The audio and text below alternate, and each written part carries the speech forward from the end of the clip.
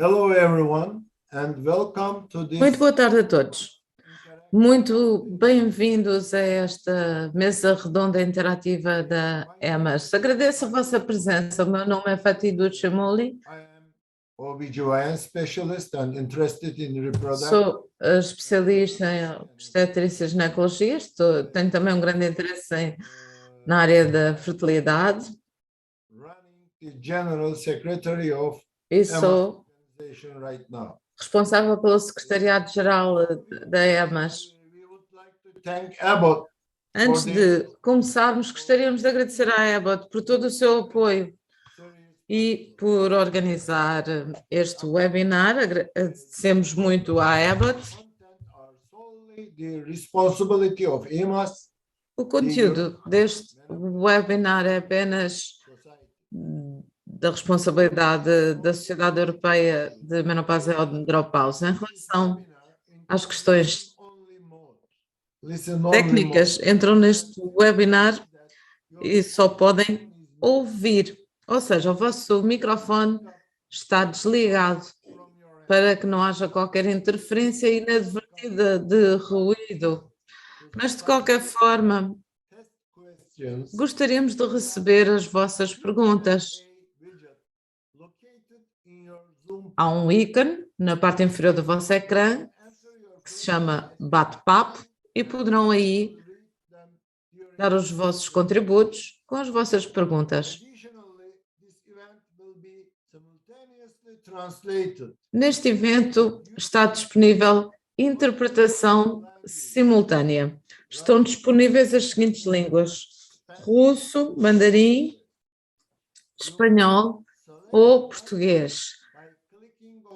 Para tal, basta clicar no ícone que podem encontrar na parte inferior do vosso ecrã, onde tem um globo e diz interpretação, e selecionar a respectiva língua.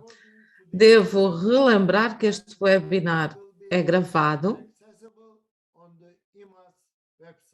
e estará disponível no website da EMAS. Após estas informações de cariz mais logístico, gostaria de dar início ao nosso webinar. Teremos em primeiro lugar a intervenção do professor Tommaso Simoncini, de Itália, que nos irá falar sobre o efeito no metabolismo da glicose.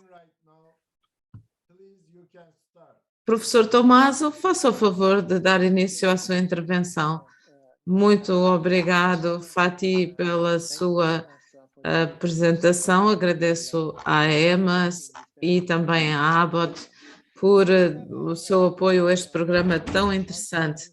Nós não temos muito tempo e, por isso, eu vou começar já.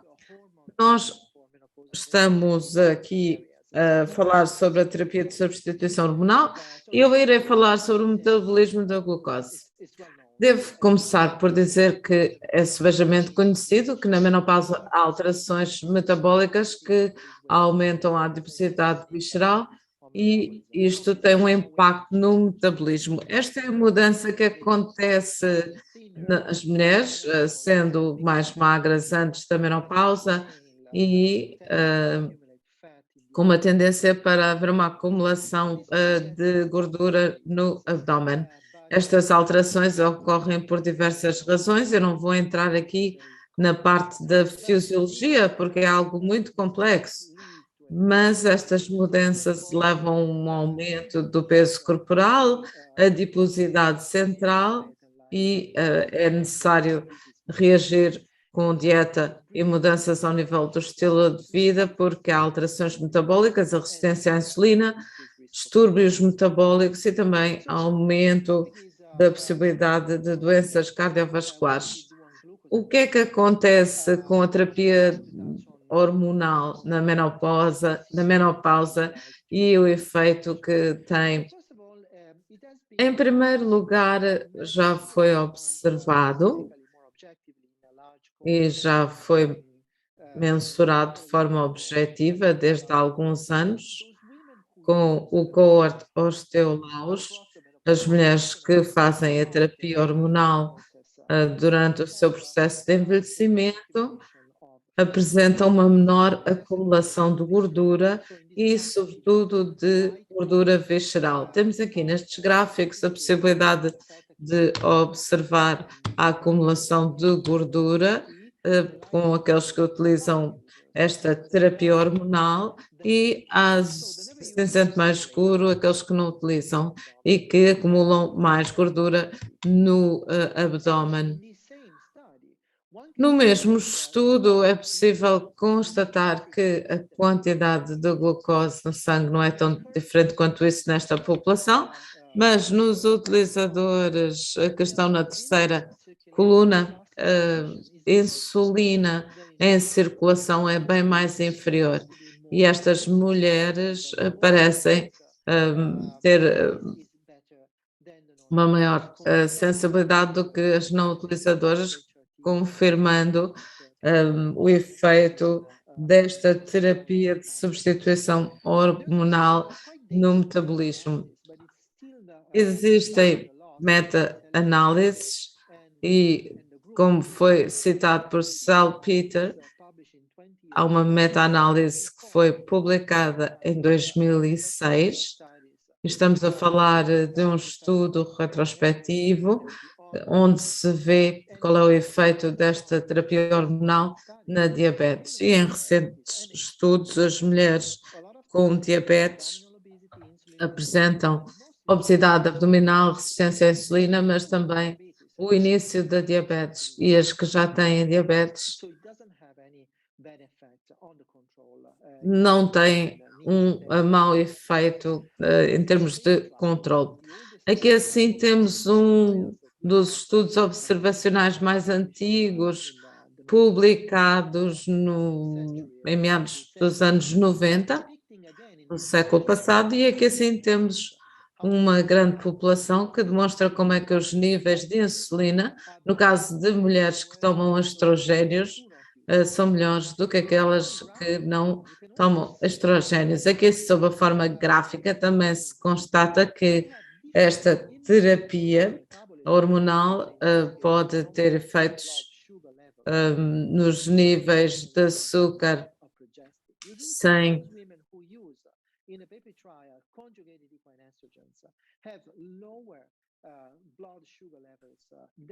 fazer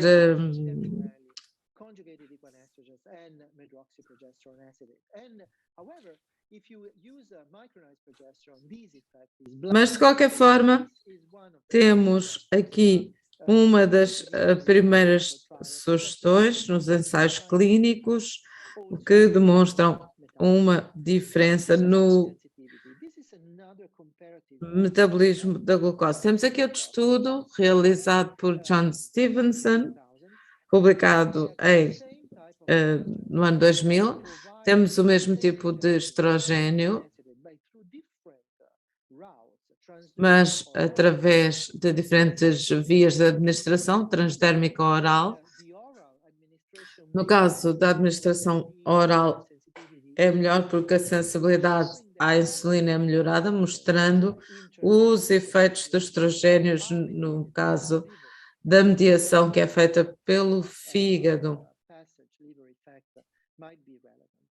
E este efeito hepático é relevante. Então, como é que funcionam os estrogénios e os progesteronas no metabolismo? Abreviando muito esta história, nós sabemos que no cérebro há muitos receptores de estrogênio e progesterona, mas no hipotálamo há uma supressão da ingestão de comida para estimular a atividade física e é algo que é extremamente importante para manter o formato do corpo e não haver um aumento de gordura. Foram vários os aspectos que foram identificados. Temos um especialista que é aqui citado, que demonstra como é que o estrogênio tem um efeito ao nível da glucose. Eu não vou aqui abordar todos os aspectos, poderão lê-los, mas de qualquer forma são muitos os mecanismos através dos quais temos estes efeitos e como é que promovem a ativação, que é muito importante para o aumento de peso, a acumulação de gordura e, claro está, para o metabolismo da glucose. Aqui assim temos outro artigo publicado recentemente que demonstra que num grande coorte de mulheres há propriedades de sintetização da insulina e os efeitos dos estrogénios ao nível do transporte da glucose para os músculos, que é algo muito importante. Aqui temos os dados da população deste estudo e estas mulheres que tinham diabetes num modelo de avaliação da resistência à insulina. Com esta terapia hormonal houve uma diminuição de 36%, consubstancia a meta-análise que já tinha sido apresentada. Então, o que foi demonstrado em relação aos progestenos, é claro que os estrogénios já foram muito mais estudados, mas os progestenos como família têm estado associados à resistência à insulina e são como que o irmão malvado dos estrogénios, mas há grandes diferenças e todos sabemos quantas famílias é que existem e isto faz toda a diferença porque temos aqui a ligação em diferentes formas, os receptores mineralocorticoides, entre outros. Por isso, cada progesteno tem uma forma muito peculiar de alterar o metabolismo das células. Se quisermos abreviar esta história que é bem comprida em relação aos progestenos e os progestenos androgénicos tendem a aumentar a resistência à insulina. A única progestina transdérmica disponível tem pouco efeito na insulina.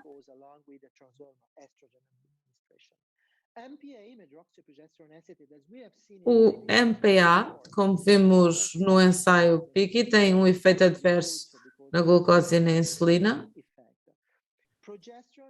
E o progesteno natural, como depois as outras moléculas, como o dihidrogesterona. E aqui eu gostaria de vos mostrar alguns slides, um de John Stevenson, que demonstra que as mulheres que com a administração de E2 e dihidrogesterona também apresentam uma melhor sensibilidade à insulina. E aqui temos o segundo estudo de Gosland, com um coorte com uma dose baixa de estradiol e digesterona, mostram as diferenças ao nível de insulina em jejum, o que demonstra uma insensibilidade à insulina nestas mulheres.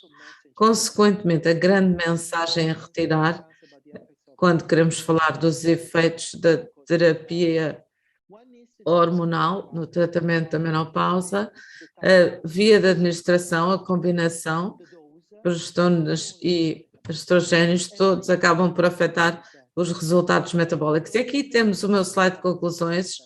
Na menopausa há um agravamento do efeito da glucose e do metabolismo da insulina e o tratamento hormonal não tem um efeito negativo na glucose e no metabolismo da insulina e parece que falta um efeito ao nível da diabetes. Existem diferenças significativas relativas à glucose e ao metabolismo da insulina em função da dose e do tipo de administração, enquanto que a progesterona e a dihidrogesterona parecem ter um efeito neutro ou benéfico. Por isso, dar-se o caso de um tratamento hormonal ter um efeito benéfico em termos metabólicos nas mulheres na menopausa. Gostaria de agradecer a vossa atenção e se houver perguntas, claro está, estou à vossa inteira disposição. Muito obrigado, foi uma excelente apresentação e agora vamos ter as perguntas no fim de todas as intervenções, por isso vamos já passar ao segundo tema de hoje, que será apresentado pelo Dr. Panagiotis Anagnostis, e passo-lhe desde já a palavra.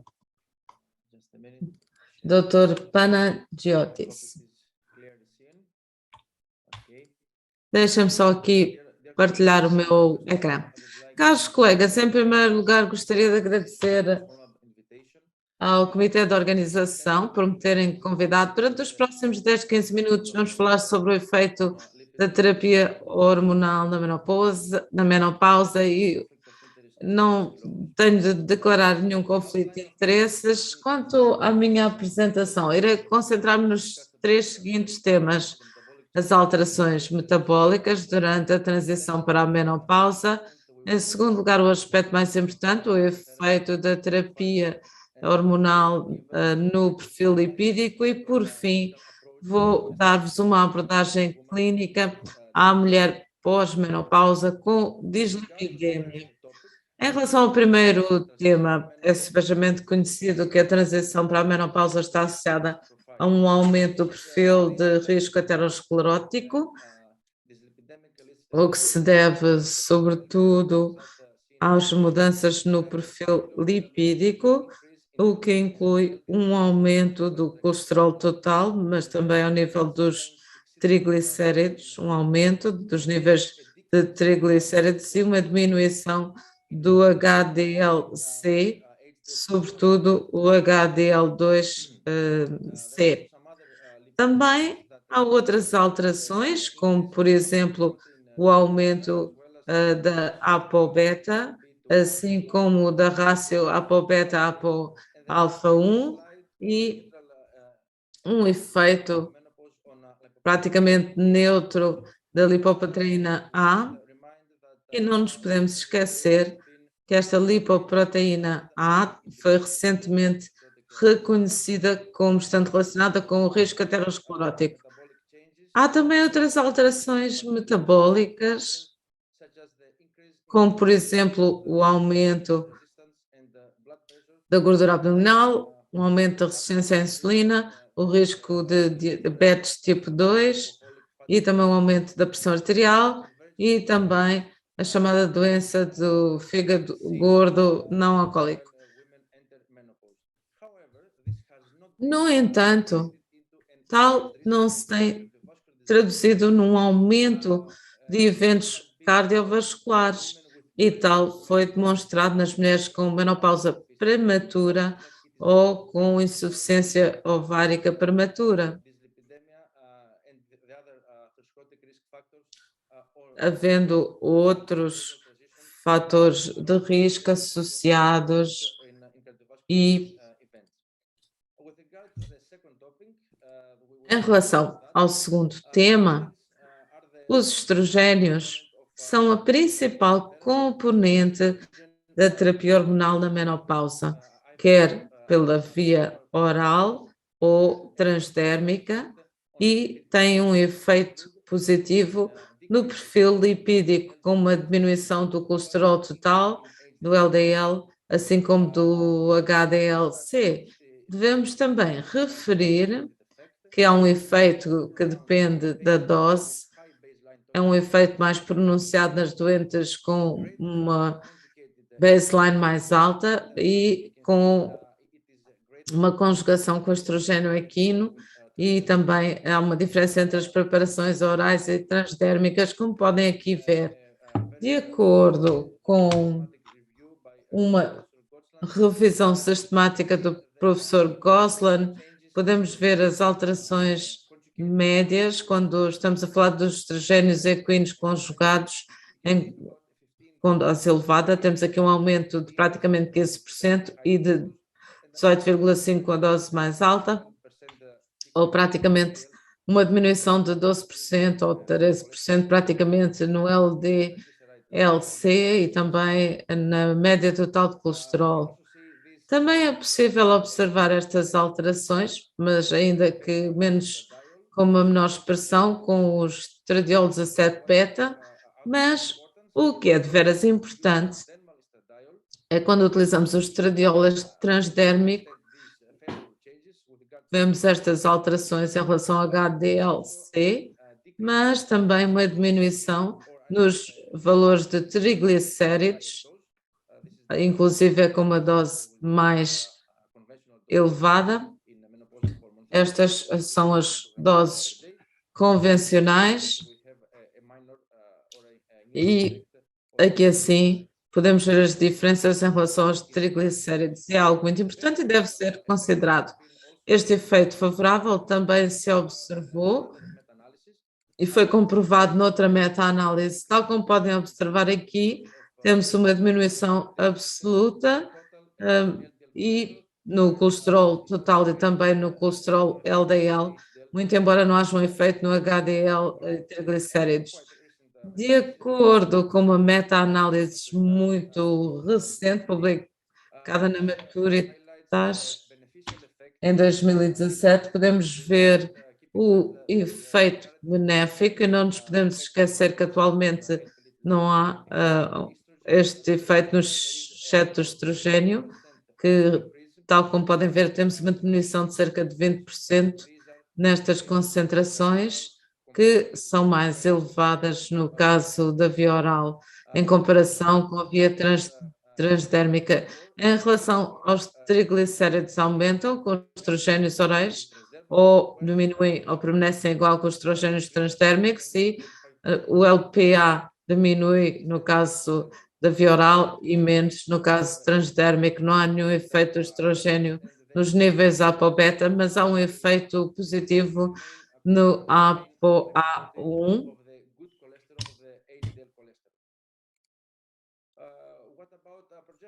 Agora, quanto aos progestenos, normalmente há pouco efeito em relação a este efeito. Em relação ao HDL e aos triglicéridos, temos um efeito neutro. Em relação à progesterona micronizada, temos um efeito neutrobenéfico nos lípidos, mas não há qualquer efeito ao nível intrauterino.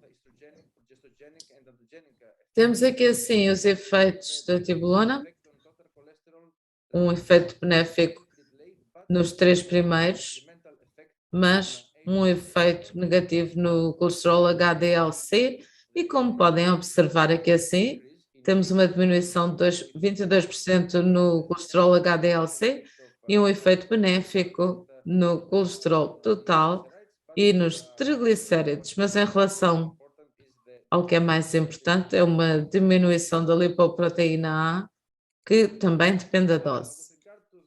Agora, quanto à combinação, em que temos estrogênio conjugado com basedoxifeno, podemos ver o efeito positivo nestes que já tinha referido, e depois há diferenças subtis em relação aos estrogénios vaginais, quer seja os triolos, anéis, cremes, geles, óvulos, e vê-se uma diminuição no colesterol total, LDL-C, ApoBeta, LDL-C, mas não há um efeito nos triglicéridos. Devo também falar de algumas terapias não baseadas nos estrogénios, que para mulheres com atrofia vulvovaginal temos o ospemifene, um modulador receptor do estrogênio seletivo, e aqui assim podemos ver o que acontece com a dihidroepinetrosterona vaginal.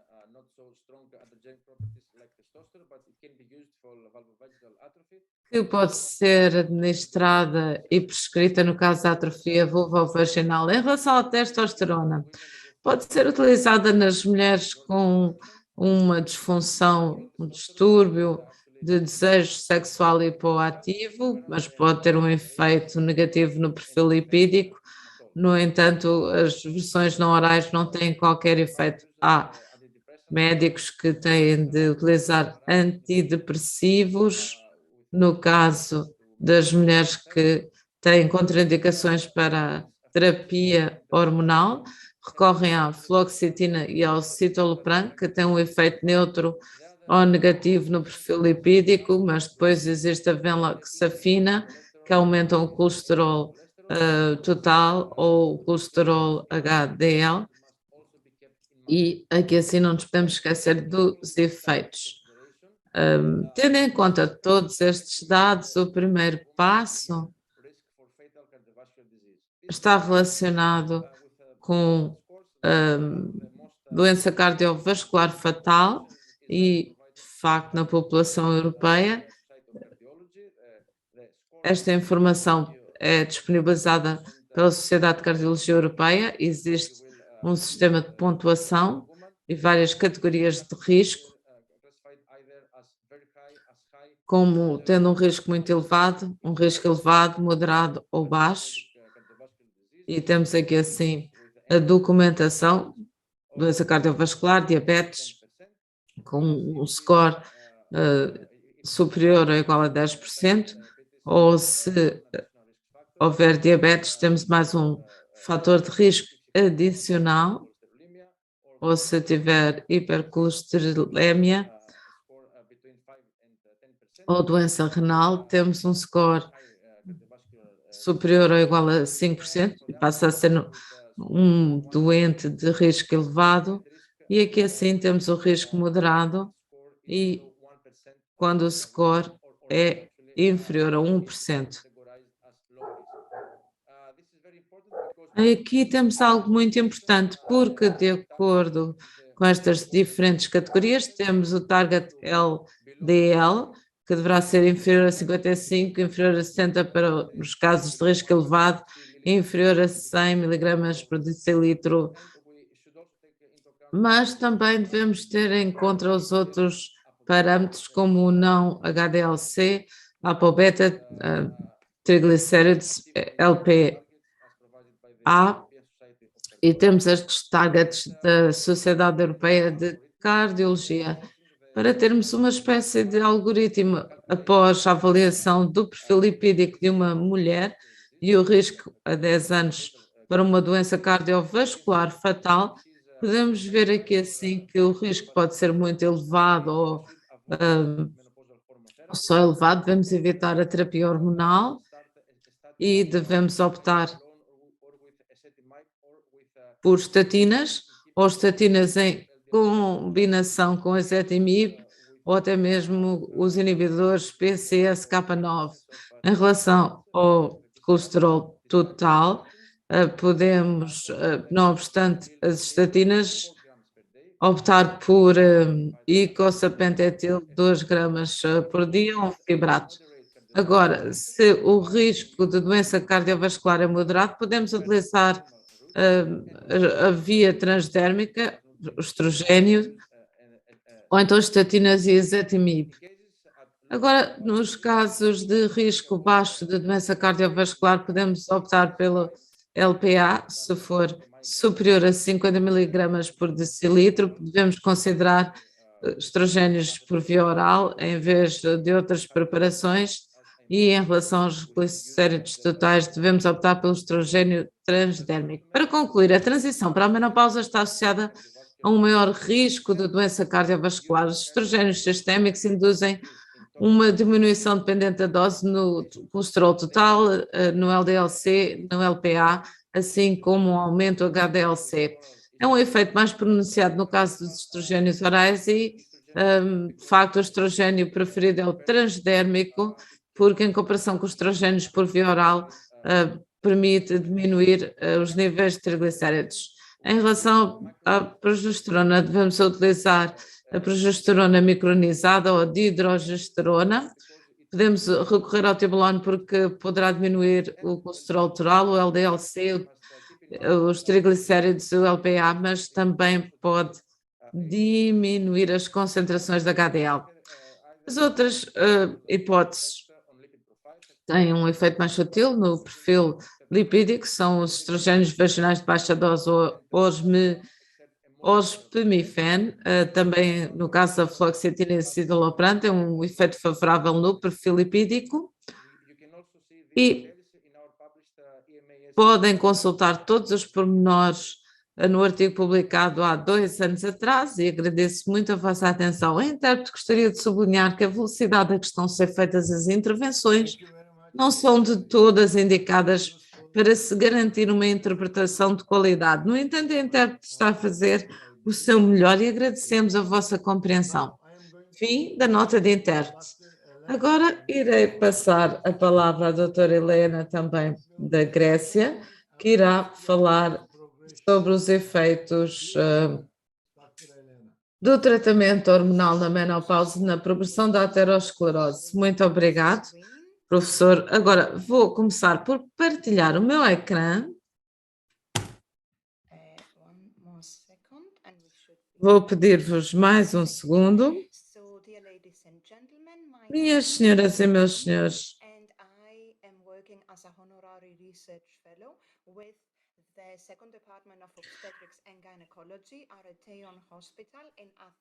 eu trabalho no Departamento de Obstetrícia e Ginecologia no Hospital Universitário de Atenas e gostaria de agradecer à Sociedade de Menopausa e Andropausa Europeia pelo convite que me foi feito. Em relação à patofisiologia das alterações hormonais na menopausa, temos o envelhecimento e isto está associado com um declínio acentuado nos níveis de estrogênio e da globulina na altura da menopausa, o que resulta num aumento deste rácio de estrogênio e temos também a fibrinólise que é afetada e estas são metabólicas e hormonais. Temos a adiposidade visceral, tal como já foi aqui referido, temos a resistência à insulina e também uma maior androgenia. E tudo isto está associado também com a aterosclerose precoce, que está relacionado com um espessamento da íntima e das artérias coronárias. É claro que esta depositada visceral e a resistência à insulina pode provocar uma disfunção metabólica, stress oxidativo e uma inflamação crónica de baixo grau. E tal tem demonstrado ser um preditor direto adverso. Tudo isto leva a um espessamento da íntima e isto observa-se na parede dos vasos das mulheres pós-menopausa e provoca uma disfunção endotelial. Estes dados demonstram que a administração de estradiol na vasculatura e também alterações patofisiológicas e foi demonstrado que podemos melhorar a angiogênese, a vasodilatação. Em relação à fibrose, permite impedir a migração de fibroblastos, a proliferação de fibroblastos e também diminui a deposição de colagênio. As mitocôndrias também beneficiam porque há uma maior sobrevivência e evita-se efeitos anti-apoptóticos. E há também a supressão do ROS. E tudo isto contribui para um atraso do processo aterosclerótico. Quanto ao efeito no stress oxidativo, há uma melhor sobrevivência que também foi documentada. Agora passamos a estudar o efeito da menopausa nas alterações ateroscleróticas para depois podermos explorar os potenciais efeitos benéficos.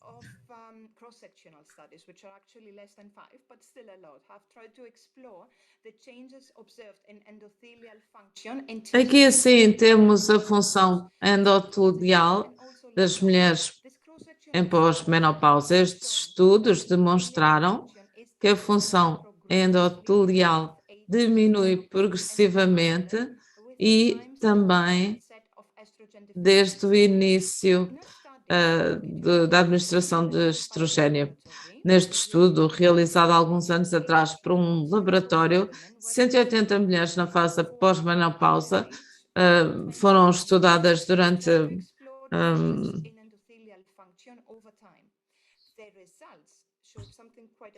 os resultados são bastante interessantes. Temos aqui uma diminuição do gradiente em relação à metilação, que é um marcador não invasivo. Há aqui um declínio ao longo do tempo, mas a taxa de declínio é menos acentuada com baixos níveis de androgênio em comparação com uma maior nível de androgénios quando iniciam a menopausa. A rigidez arterial e a progressão foi investigada pelo estudo Women's Health Across the Nation em 2020 para se estudar a percentagem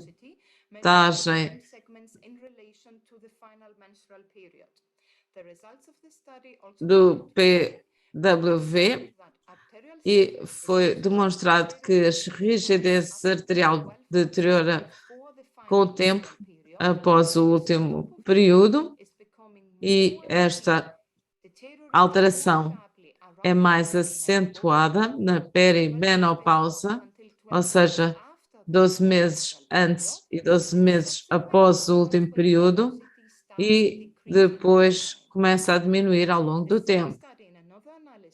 O mesmo estudo, noutra análise, permitiu investigar se esta transição está associada a alterações na estrutura vascular.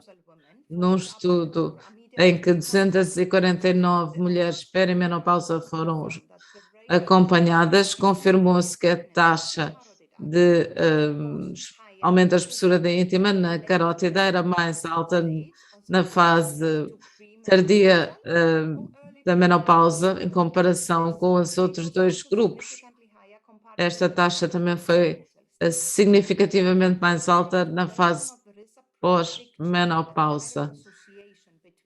Quando há uma associação direta destes valores e a fase da vida reprodutiva, não foi possível identificar-se uma associação, mas isto está relacionado com o facto de tal ajuste ter tido lugar com riscos cardiovasculares. E se esse risco for eliminado, as mulheres na fase tardia da menopausa apresentam uma progressão do espessamento das carótidas. Noutro estudo, tentámos perceber se as mulheres pós-menopausa sem diabetes, mas com um diagnóstico de síndrome metabólica, apresentavam diferenças em relação a outras medidas subclínicas da aterosclerose e constatámos diferenças em relação ao espessamento da carótida e um espessamento combinado. E observamos resultados estatisticamente relevantes no caso das mulheres que têm o síndrome metabólico em comparação com as que não têm este síndrome metabólico. Tal foi confirmado em relação ao espessamento das paredes da carótida estão associados a síndromes de metabolismo, hiperglicemia, obesidade central ou dislipidemia. Por isso, o síndrome metabólico ou as suas características independentes não afetam positivamente a aterosclerose. Passemos agora à terapia de substituição hormonal.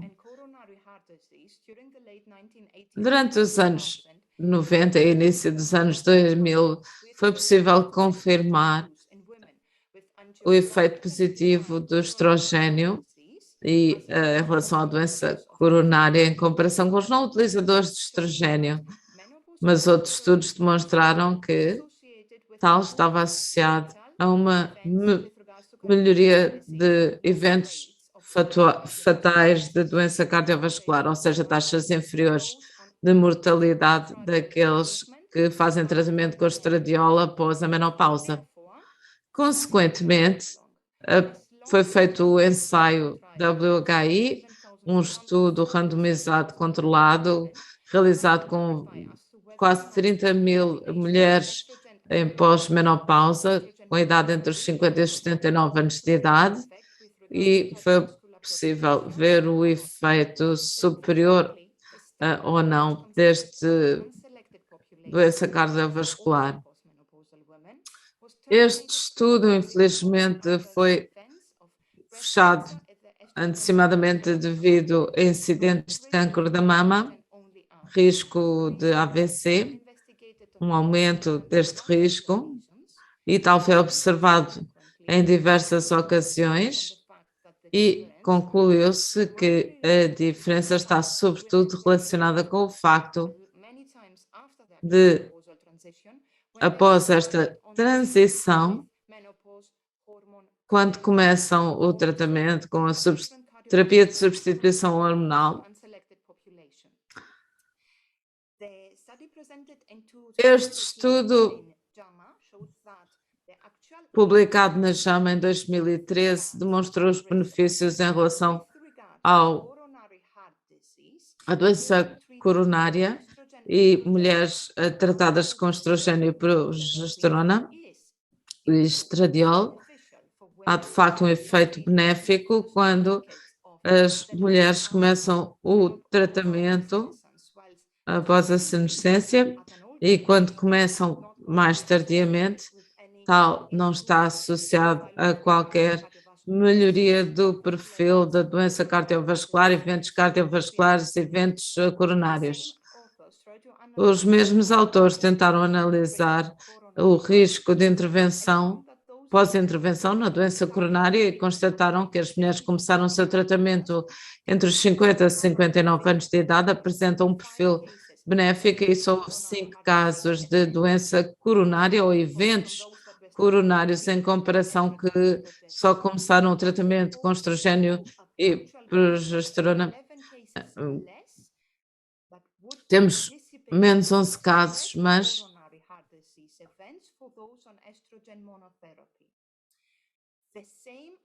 o mesmo se aplica às mulheres cujo tratamento teve início entre os 60 e os 69 anos de idade. A conclusão é que o tratamento é benéfico, mas esse tratamento deve ser começado mais cedo e não mais tarde.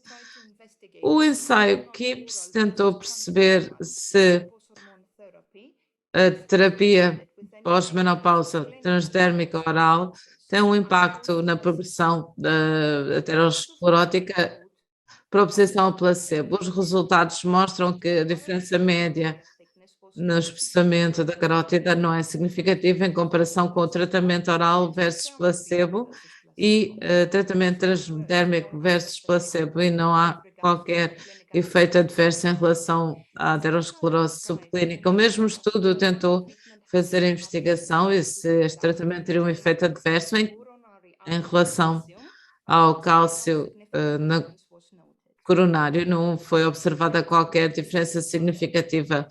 Posteriormente, o ensaio ELITE tentou avaliar a hipótese definida pelo ensaio WHI em relação a quando se iniciou o tratamento, e se tal tinha um efeito na aterosclerose subclínica em mulheres pós-menopausa saudáveis. E aqui podemos ver uma diferença significativa na taxa de espessamento coronário naquelas que fizeram o tratamento com estradiol em comparação com o placebo.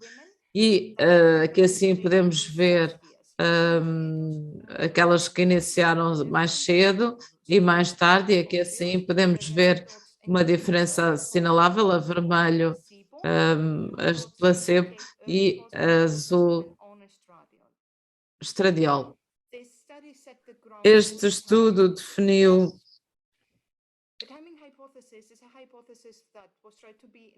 esta hipótese, foi estudada por muitos autores, mas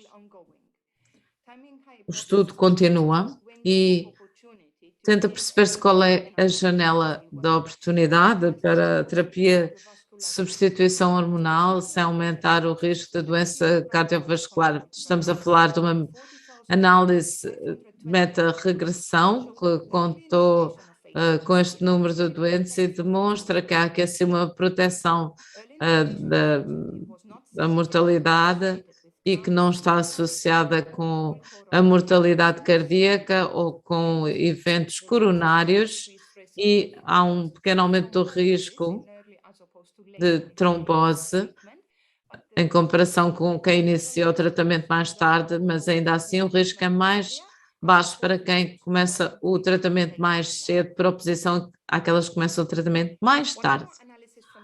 Temos aqui assim outra análise decorrente do estudo WHI, um risco para as mulheres que fazem a dose convencional, e há uma estratificação de acordo com a idade da menopausa e o risco das diferentes variações da doença cardiovascular. Esta análise confirma as hipóteses anteriores de que as mulheres com menos de 5 anos de menopausa têm um melhor perfil em comparação que começaram o tratamento após 20 anos do início da menopausa. E agora há um estudo recente que foi publicado em maio de 2021, e aqui temos mais uma vez uma análise do ensaio WHI, tenta-se estimar o risco de doença ou de eventos cardiovasculares nos diferentes resultados para as mulheres que foram sujeitas a tratamento pós-hormonal. Como era previsível, a idade é um fator de risco para a doença cardiovascular, mas, de facto, o aspecto mais importante é o risco baseline de doença cardiovascular quando se verifica a transição para a menopausa. Este estudo demonstra que tem um score mais alto quando entram na menopausa, tem um maior risco de doença cardiovascular por oposição àquelas que têm um bom perfil metabólico quando entram na menopausa. Muito obrigada e não se esqueçam de avaliar o risco cardiovascular quando prescrevem uma terapia de substituição hormonal. Uma vez mais, a intérprete gostava de salientar que a oradora deu um discurso que não foi disponibilizado. Fim de nota da intérprete. Agora vamos passar às perguntas e respostas. Se estiverem de acordo. We have a question like oral estrogens. Temos uma pergunta sobre os estrogénios orais. Uma pergunta para o Dr. Panagiotis. Yes. Oral estrogens increase high-density lipoproteins by activating hepatic lipoprotein lipase, but transdermal estrogens. Mas os estrogénios transdérmicos têm um efeito. Can you comment on this? Será que poderia comentar? Agradeço a pergunta. De facto, não concordo que o estrogênio transdérmico diminua o colesterol total. Os mecanismos não são claros.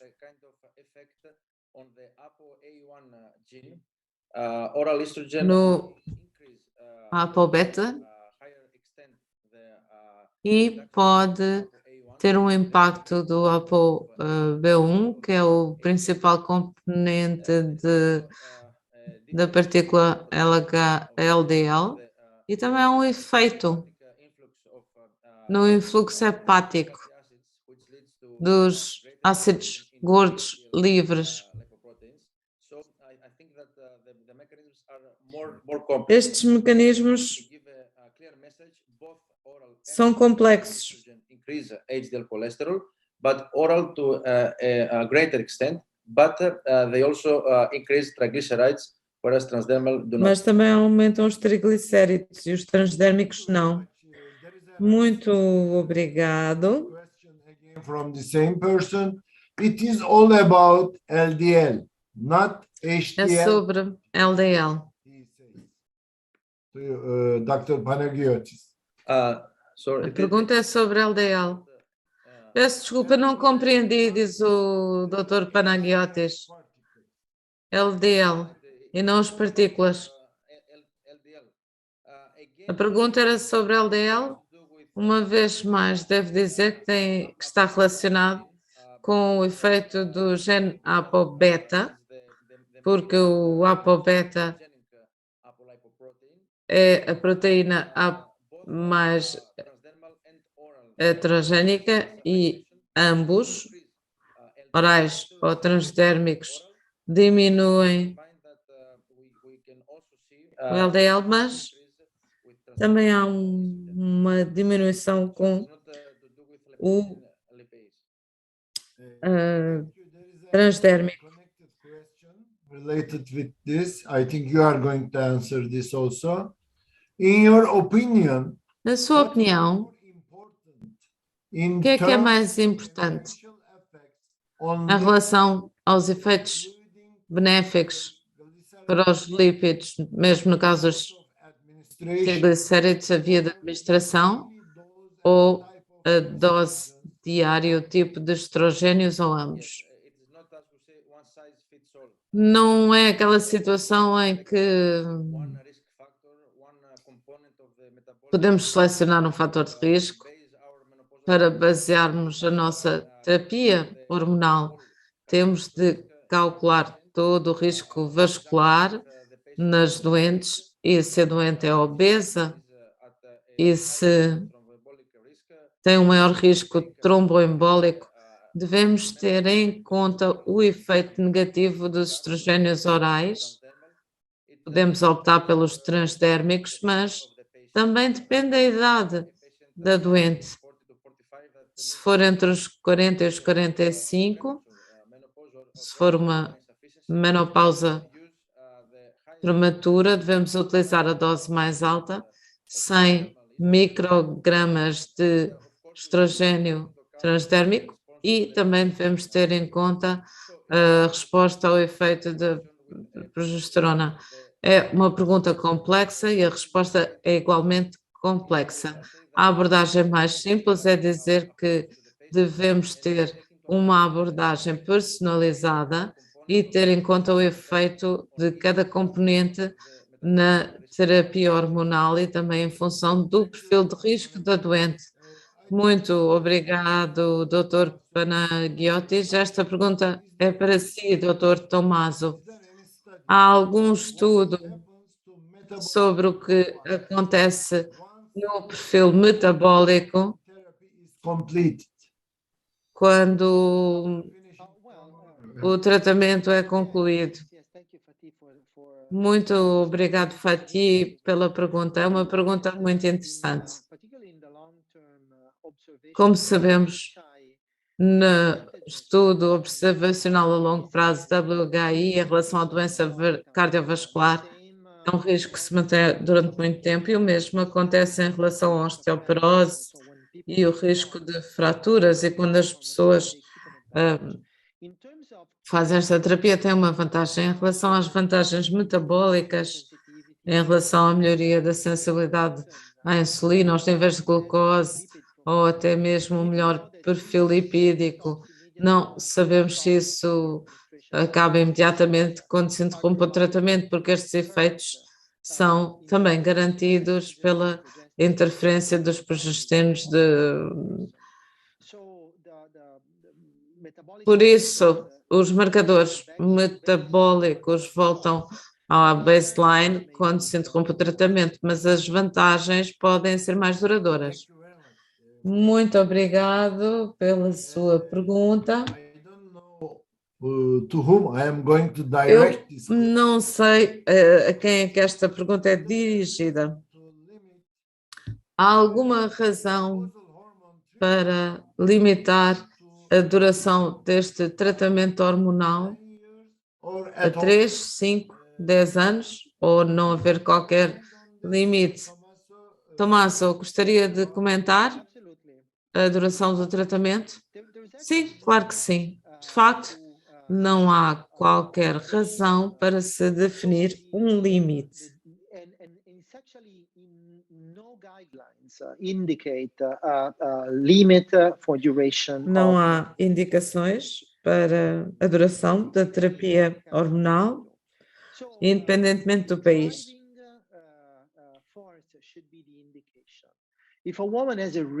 Se de facto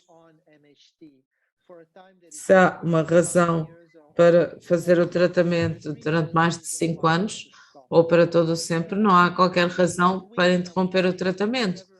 A maior parte das pessoas, após vários anos, deixam de ter uma razão para fazer o tratamento, já não têm os mesmos sintomas, a proteção óssea já não é necessária e, neste caso, acho que faz sentido interromper o tratamento ou a terapia hormonal, mas se estas mulheres precisam desta terapia hormonal, faz sentido que continuem a fazê-la. Muito obrigado. Temos outra pergunta interessante. E gostaria de ouvir-vos a todos sobre o estradiol. Muito agradeço estas intervenções tão interessantes. Há vantagens metabólicas na combinação do estradiol com o E2. Começamos pelo Dr. Tommaso, mas gostaria de ouvir os vossos comentários de todos os nossos oradores. Eu penso que a resposta é muito curta. Não sabemos. Só temos os estudos de registro. Sabemos que o estradiol não é como o estradiol, porque funciona de uma forma diferente no fígado. Parece ter menos atividade hepática em comparação com o estradiol. Por isso, eu penso que será significativamente diferente em termos de impacto metabólico. Agora, se é melhor ou pior, ainda não temos os dados para dar uma resposta. Dr. Elena, would you like to comment on Doutora this? Helena, gostaria também de comentar? Sim, na verdade, estou de acordo com o professor Simoncino, porque em relação aos fatores cardiovasculares, o estradiol ainda não foi suficientemente estudado para chegarmos a conclusões em relação ao seu possível benefício. Dr. Panagiotis, estou inteiramente de acordo, ainda não existem estudos comparativos em relação ao efeito desta formulação no perfil lipídico. Thank you. There is another good question. Again, I would like to Uma vez mais, all your comment on this question. The question is there experience with starting hormone treatment in perimenopause? em relação ao tratamento hormonal na perimenopausa, Want to mean before the end of the final menstruation, após a última menstruação. use for starting HT. Yes, thank you. Yes, absolutely. Yes, there's a lot of women, actually a significant number, that start having vasomotor symptoms, particularly, or sleep disturbances before they get. Há também distúrbios do sono. Just before menopause. And a lot of women benefit from menopausal hormone therapy. Now here, one needs Aqui é preciso fazer um ajuste da terapia em função da situação da doente. Por exemplo, os estrogénios transdérmicos, nomeadamente os patches para termos níveis mais baixos, são muito úteis no caso das mulheres que têm ciclos e precisam de uma estabilização. Agora, se há um distúrbio do sono, a utilização da progesterona natural na menopausa, que é frequentemente utilizada para que os ciclos sejam mais regulares nesta altura, que é tão difícil, porque há um efeito central hipnótico da progesterona na sua conversão. Sim, é viável. E prepared or standard as it can be done after the menopause. Thank you. Mas very tal pode ser feito após a menopausa. Yes, if we try to reconsider the fact that the changes, Se considerarmos estes factos e os estudos e em relação ao espessamento acontece na altura. Ainda assim, eu não me lembro de um único estudo que só estuda as mulheres na perimenopausa. Normalmente incluem peri e pós-menopausa. Mas não vejo qualquer risco, pelo menos nesta altura.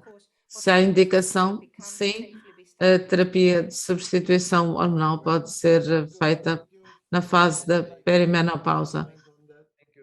Thank you very much. I totally agree with my colleagues. Estou inteiramente de acordo com os meus colegas.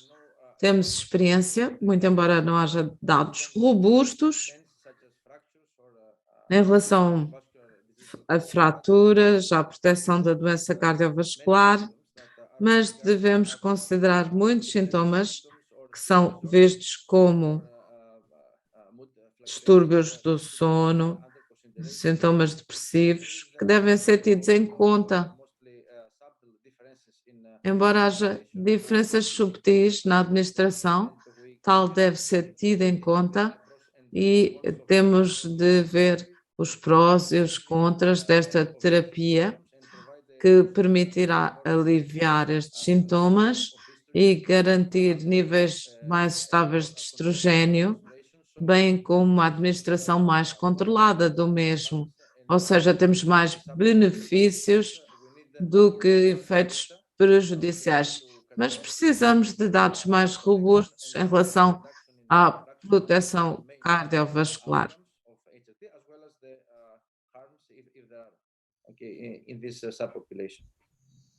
Thank you all. Now I would Muito like obrigada a todos. Dr. Maria and E agora passo a palavra à doutora Maria Anastácia. Não sei se gostaria de comentar, fazer perguntas.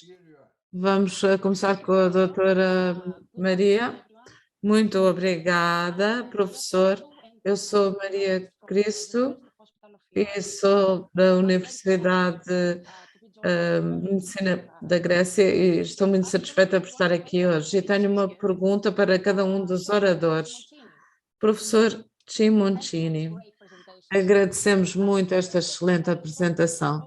Dado os efeitos pleiotrópicos e também no metabolismo, consideraria em mulheres diabéticas sem sintomas da menopausa, como é que procederia? Agora já me conseguem ouvir, certo? Muito obrigado pela sua pergunta, é uma pergunta intrigante. Na minha opinião, uma das principais indicações da terapia hormonal devem ser os sintomas de menopausa. Estes sintomas podem ser definidos de forma diferente. A proteção óssea é algo que é muito importante nesta categoria, mas não há nenhuma razão para se prescrever uma terapia hormonal. Penso que é difícil fazê-lo só porque uma mulher tem diabetes e nós sabemos que a terapia hormonal pode ajudar no controlo da diabetes. Nós temos muitos tratamentos para a diabetes disponíveis. Por outro lado, há algo que tem de ser explicado aos nossos colegas especialistas em diabetes. E se uma mulher apresenta sintomas e tem diabetes, normalmente há um grande ceticismo em relação a pensarmos nesta terapia de substituição hormonal, porque pensam que a doença cardiovascular periférica pode ser um risco. E aqui penso que o Dr. Arménio se calhar deveria comentar aquilo que eu acredito ser correto. Estas mulheres podem ter uma vantagem e devem ser tratadas, mas devem ser avaliadas em relação à pré-existência de doença cardiovascular para que se evite este risco. Muito obrigada. Dr. Maria, if you don't mind, I would like to give Doutora question right to Anastasia. Helena, eu gostaria já de dar a palavra Anastasia, would you à Anastácia comment? e depois volto a si. Dear presenters, thank you very much for your presentation. Caríssimos oradores, muito obrigada pelas vossas intervenções, foram muito interessantes. A minha Which are the guidelines pergunta é a seguinte: quais são os guidelines em relação in women à with prescrição no caso de mulheres com infarto do miocárdio sem quaisquer obstruções das artérias coronárias? Há alguma diferença em termos da prescrição por comparação às mulheres que apresentam doença coronária com obstrução? For me, Esta pergunta é para mim? Yes, for Dr. closer to mine, yes. So, long story short, there is no firm guideline. Sendo breve, ainda não temos guidelines, mas as evidências demonstram que esta avaliação de risco tem em conta vários fatores. Não se trata apenas da existência da doença coronária obstrutiva, a proposição ou não obstrutiva. Será que há, de facto, vários fatores que devem ser tidos em conta, tabagismo, nível lipídico, para se avaliar se o tratamento é indicado ou não. Na qualidade de endocrinologista, eu hesitaria em começar o tratamento sem haver uma boa avaliação da existência ou não da doença coronária e também recorreria a um cardiologista e também utilizaria o algoritmo de pontuação para termos um nível europeu de risco cardiovascular para se decidir por uma terapia de substituição hormonal ou não. Thank you very much. Muito obrigada pela sua resposta. Dr. Maria, I think you did Doutora Maria, parece que tem uma segunda pergunta. Faça favor. Tenho uma pergunta para o Dr. Panagiotis. Agradeço muito a sua intervenção. O LDL nem sempre faz parte do perfil lipídico. Qual é o seu valor na gestão da dislipidemia e na sua identificação nas mulheres em pós-menopausa? De facto, foi algo que foi incluído nas guidelines.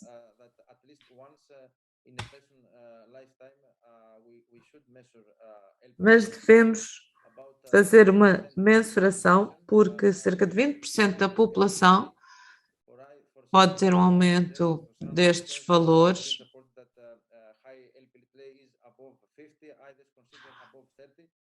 Alguns consideram acima de 50, outros acima de 30, mas atualmente não temos medicação para diminuir estes valores com um efeito comprovado de redução do risco cardiovascular. Existem estudos na fase 2, tanto quanto me lembro, que atacam o gene ApoA, é uma espécie de terapia genética e também atacam a fosfolipase oxidativa, por isso precisamos de mais dados. O que é recomendado? Em primeiro lugar, se temos estes valores elevados e o colesterol LDL acima dos valores recomendados, as guidelines sugerem diminuir os níveis de LDL para dar uma proteção cardiovascular. No entanto, não nos podemos esquecer que as estatinas podem aumentar um bocadinho estes valores. Em relação à terapia hormonal, eu considero o estrogênio não deve ser transmitida a mensagem aos clínicos se toda a gente tem este aumento que deve tomar estrogênio. Não, se uma mulher precisa de estrogênio devido a outros sintomas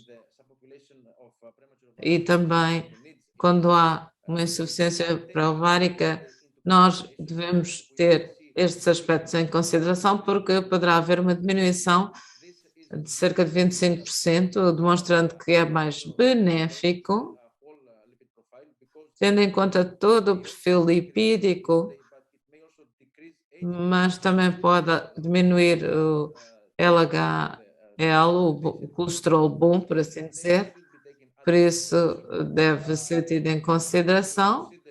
E a principal mensagem a ter em conta é as doentes com risco cardiovascular e se houver uma indicação para terapia hormonal, que se opte pelo estrogênio por via oral e também transdérmico, mas menos. Muito obrigada pela resposta. Eu tenho uma última pergunta para a doutora Armeni. Pode ser que a Anastásia tenha outra pergunta. A minha segunda pergunta é a seguinte: há alguma diferença em relação à homeostase da glucose com diferentes tratamentos de estrogênio? E a pergunta é para o professor Simoncini. Obrigada. Muito obrigada pela pergunta, Anastásia. A pergunta é se há diferença em relação a uma homeostase da glucose com os diferentes estrogénios, com o estradiol, equino, as diferentes doses? Sim. A resposta é definitivamente sim. As primeiras evidências, conforme disse na minha apresentação, é a via de administração. Tudo o que seja por via oral influencia a homeostase da glucose muito mais do que qualquer outro por via transdérmica. A diferença entre o estradiol e o estradiol equino, que não é utilizado na terapia hormonal da menopausa, mas podemos ter o equino conjugado. Muito embora haja muitos estudos, não temos muitas evidências. A maior parte dos estudos que comparam diferentes conceitos também incluem outros aspectos e por isso é difícil especular em relação ao que é feito por cada um. Por isso, o mais importante que temos em termos de evidências é sobre a dose e a via de administração. Quanto mais elevada a dose, mais a influência na glucose, nos lípidos, na coagulação, e todos estes são targets que têm de ser tidos em consideração. Muito obrigada, professor Simoncini. Doutora Maria Cristo, passo-lhe a palavra. Doutora Armeni, agradeço-lhe imenso a sua excelente intervenção. Minha pergunta é sobre uma hipótese de tempo. Durante quanto tempo ou quantos anos após a menopausa considera iniciar a terapia de substituição hormonal? Há limite temporal devido aos efeitos cardiovasculares? Em relação ao início da terapia de substituição hormonal, pode ser 10 anos após a menopausa ou 16, que é considerado mais seguro, mas não há estudos disponíveis em relação a um limite temporal associado ao infarto do miocárdio ou em comparação com a mortalidade cardiovascular. Tudo isto porque os fatores cardiovasculares são muitos, não é apenas as alterações estruturais do sistema cardiovascular que podem ter um efeito positivo ou negativo da terapia de substituição hormonal. Tudo tem de ser tido em consideração. Cada doente deve ser avaliada individualmente e assim podemos chegar a uma conclusão segura, porque até aos 60 anos de idade e 10 anos após a senescência é definitivamente seguro. Muito obrigada. Muito obrigado. Está-me aqui a ser dito que devemos encerrar o nosso webinar e em nome da EMAS Gostaria de vos agradecer penhoradamente a todos. Abordámos assuntos muito relevantes e interessantes e gostaria também de agradecer à Abbott, sponsoring this meeting for porque us. a Abbott patrocinou esta reunião. Não se esqueçam, fiquem em segurança e em boa saúde. Agradeço a todos e vou encerrar a sessão. Uma vez mais, muito obrigada a todos.